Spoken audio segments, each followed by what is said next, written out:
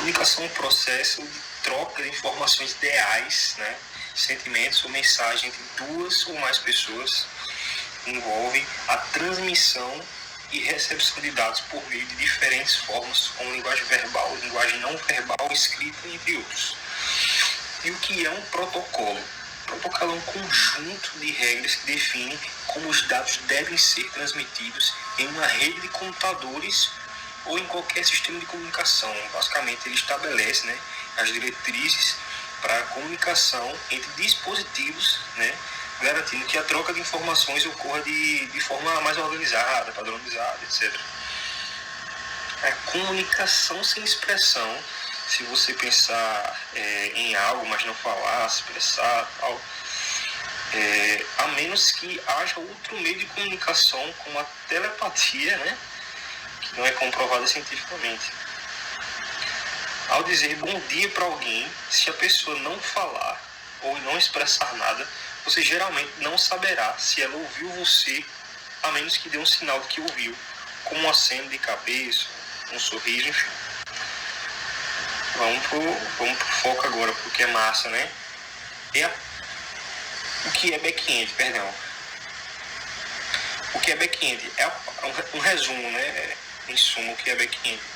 É a parte do sistema que lida com o processamento dos dados, regra de negócios, segurança e interpretação com banco de dados e outras funcionalidades que não são visíveis diretamente para o usuário. Já o front-end é a parte do sistema com o qual os usuários interagem diretamente. Inclui elementos visuais, interativos e a experiência do usuário, no caso, a interação humano-computador, né? Aquilo que a gente está vivendo. A comunicação entre o back-end e o front-end. Olha que interessante. Na maioria das vezes, o back-end e o front-end se comunicam por meio de APIs, né, as interfaces de programas e aplicações. Já o back-end fornece endpoint de API que o front-end pode chamar para obter ou enviar os dados, tá entendendo? Isso permite que um front-end apresente as informações dos usuários e permite que eles interajam com o sistema, enquanto o back-end lida com o processamento de dados e lógica de negócio, tá entendendo? O back-end, em sua... deixa eu adiantar aqui o slide, só um minuto. Em sua definição, né, a raiz de back-end, ele é conhecido como servidor, isso aí a gente já sabe. E ele é a parte...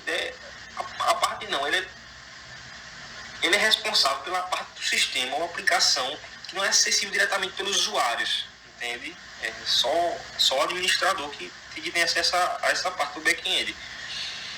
Ele lida com o processamento dos dados, regra de negócio, segurança, interações com o banco de dados e outras funcionalidades, como já tinha dito anteriormente, que não são visíveis diretamente para os usuários, né? As tecnologias mais comuns usadas por ele, acho que está até aqui embaixo, se não me engano, isso está aqui, são o Node JavaScript, né, o Python, Django, está acostumado a ver, o Ruby on Rails, Java Spring, que a gente já conhece, a gente usa muito, e o .NET da Microsoft, né, são os mais comuns utilizados. Mas vamos lá.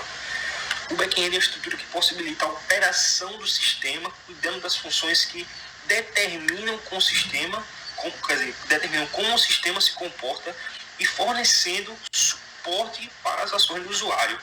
Por trás daquela tela bonita, né, essa expressão, gostei muito, você utilizou aqui no slide. Por trás daquela bonita de um site ou aplicativo, o back-end é o responsável pela lógica interna.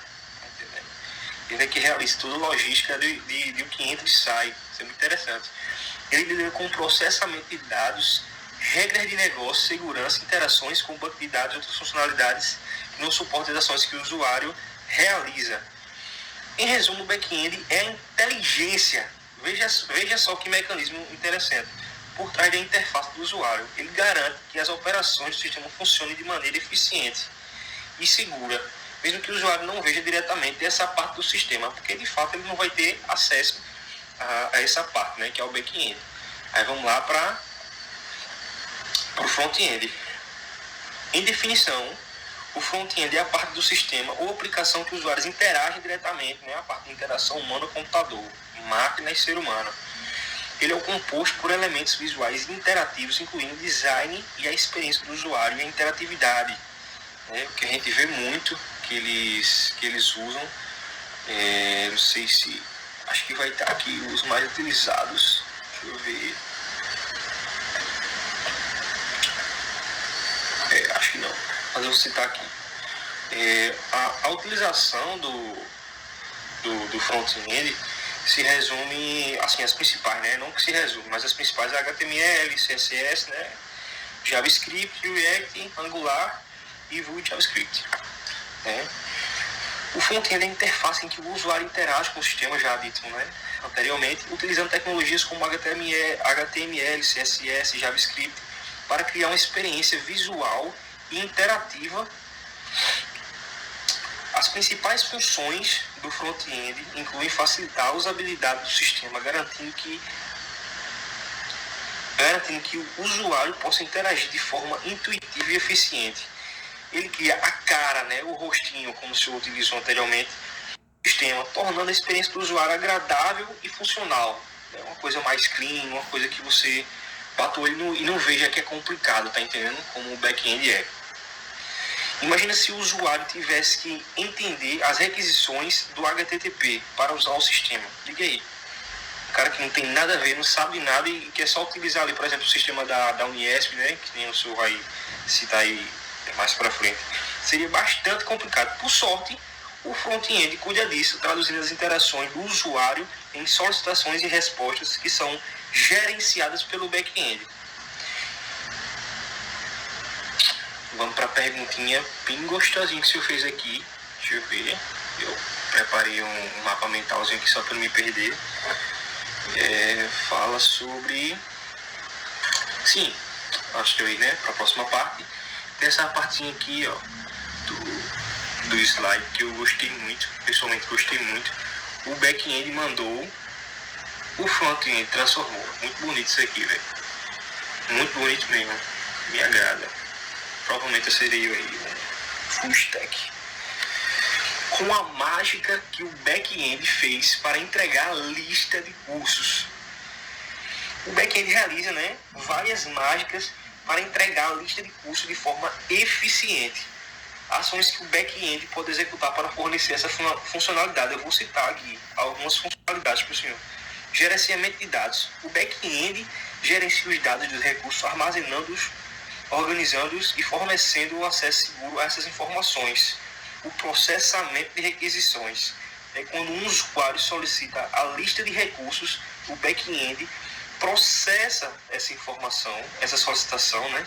Acessa o banco de dados, realiza as operações de busca, filtragem, ordenação e prepara os dados para serem enviados de volta ao usuário. Aí agora a gente vai para a segurança e autenticação. O back-end verifica se o usuário tem permissão para acessar a lista de recursos, garantindo que apenas usuários autorizados possam visualizar essas informações. As interações com as APIs externas, né, de forma aqui mais aprofundada, em alguns casos, o back-end pode se comunicar com outras APIs externas para obter informações sobre os cursos, como detalhes de inscrição, disponibilidade de preço, etc. Né? Vou entrar em detalhes, para não demandar muito tempo. Nós estamos aqui em 9 minutos. Otimização de desempenho. O back-end pode implementar técnicas de otimização como caixa de dados para garantir que a lista de cursos seja entregue de forma rápida e eficiente. Agora vamos dar uma olhadinha na API. Perdão, professor, os cortes assim, mas eu estou tentando apresentar da melhor forma para que fique bacana para o senhor, né? Fique mais interativo, para não ser aquela coisa monótona. O que é API, prof? Application Programmation Interface. É um conjunto de normas que possibilita a comunicação entre diferentes plataformas, sistemas e aplicativos. Ela define a maneira como os componentes de software devem interagir, permitindo que troquem informações e solicitações de forma padronizada por meio de protocolos e padrões bem definidos. As APIs facilitam a interação entre sistemas, permitindo que desenvolvedores criem aplicativos que se conectem e interagem com serviços externos. Veja só, bacana isso. De forma consistente e previsível. Em resumo, as APIs desempenham um papel fundamental na interação de sistemas e na criação de ecossistemas de softwares interconectados. Caramba, isso é muito profundo, né? Possibilitando a troca de dados e funcionalidades entre diferentes plataformas. Um dos exemplos aqui de API que a gente vê muito, que eu até vou ler aqui, né? APIs Resultful, SOAP e GraphQL. Perdão. Aí vamos agora para RESTful e API, né? A definição, em suma, né, de REST significa transparência de dados representacional. É um estilo de arquitetura para sistemas distribuídos de uma API que segue os princípios do REST. É chamado de RESTful API. Ela realiza um conjunto de restrições e princípios para criar serviços web escaláveis e de alto desempenho. Uma REST API também pode ser chamada de API RESTful. É uma interface de programação e aplicações que está em conformidade com a arquitetura REST, né? Representational State Transfer. A arquitetura REST define um conjunto de princípios que deve ser seguido ao projetar um sistema web, visando a criação de serviços web flexíveis, escaláveis e fáceis de usar. Quando a API é considerada RESTful, significa que ela foi implementada de acordo com os princípios da arquitetura REST. Isso inclui a utilização de URLs, Uniform Resource Identifiers, para identificar recursos, métodos HTTP, GET, POST, PUT, DELETE, que a gente vai ver já, para operar sobre esses recursos, além de utilizar outros padrões, como formato JSON ou XML, para representar os dados. Portanto, uma RESTful API segue as diretrizes e práticas recomendadas pela arquitetura REST, o que permite a comunicação eficiente e padronizada entre os sistemas da web. As características dela, esse foi um ponto que eu precisei ressaltar, são os usos de verbo HTTP, URLs para recursos e o uso de interpretações de recursos, que a gente vai ver também já, faz parte da etapa. O que é HTTP?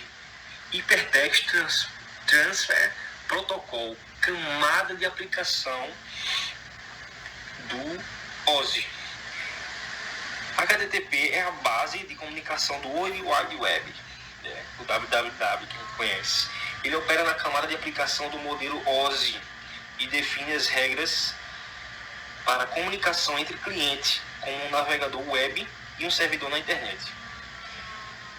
O HTTP é um protocolo sem estado, o que significa que cada solicitação feita pelo cliente é tratada de forma independente, sem que o servidor mantenha informações sobre solicitações anteriores. As solicitações, requests, são feitas pelo cliente para o servidor, enquanto as respostas, response, são enviadas pelo servidor de volta para o cliente, seguindo o fluxo estabelecido pela requisição. Essas solicitações e respostas seguem um conjunto de métodos padrão, como GET, POST, PUT e DELETE, entre outros, que permitem diferentes tipos de interações entre clientes e servidores. O HTTP também define a estrutura das mensagens, incluindo cabeçalhos e corpos, que são utilizados para transmitir informações entre partes envolvidas na comunicação web. Vamos agora